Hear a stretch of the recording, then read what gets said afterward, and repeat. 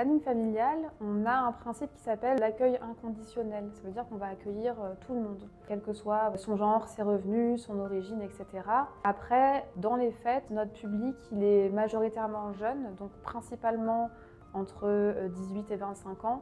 Principalement des femmes également, même si c'est pas forcément le cas parce qu'on accueille également des couples en consultation conseil conjugal et familial. On accueille tout un public trans, donc ça peut être des femmes trans mais c'est pas forcément des femmes. Notre public est principalement sur les femmes mais on ne se limite pas à ça et c'est vraiment sur la base de l'accueil inconditionnel, c'est-à-dire qu'on va pas vous demander vos papiers quand vous arrivez au planning. Tout le monde est accueilli au même titre. Le planning familial, c'est une association qui a deux missions. La première, c'est une association de promotion de la santé, notamment de la santé sexuelle. Donc ça tourne autour de ce qui est IVG, contraception, mais ça ne se limite vraiment pas à ça. C'est toutes les problématiques liées à la santé qui peuvent être plus larges que simplement avortement, contraception. Ça peut être des problématiques de violence, ça peut être du dépistage sur des IST, etc., etc.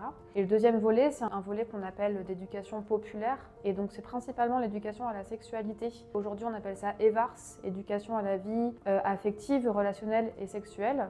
Et ce sont principalement les séances qu'on va animer dans des collèges et dans des lycées, donc face à des jeunes en contexte scolaire, donc des séances d'éducation à la sexualité. Alors le rôle du planning auprès des femmes, tout d'abord, c'est d'être une association féministe.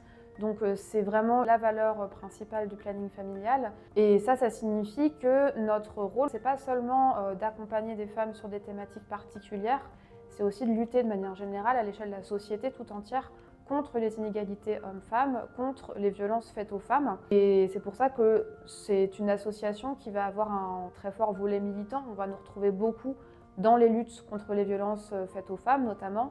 On va nous retrouver dans la rue pour la journée 8 mars, donc la journée de grève et de lutte internationale pour les droits des femmes. On va nous retrouver dans la rue pour le 25 novembre aussi, qui est la journée de lutte contre les violences sexistes et sexuelles. Donc il y a tout ce volet militant qui va s'articuler à notre accompagnement et qui pour nous n'est pas dissociable parce que voilà, accompagner les femmes, ça veut dire aussi être féministe et avoir cet engagement féministe-là.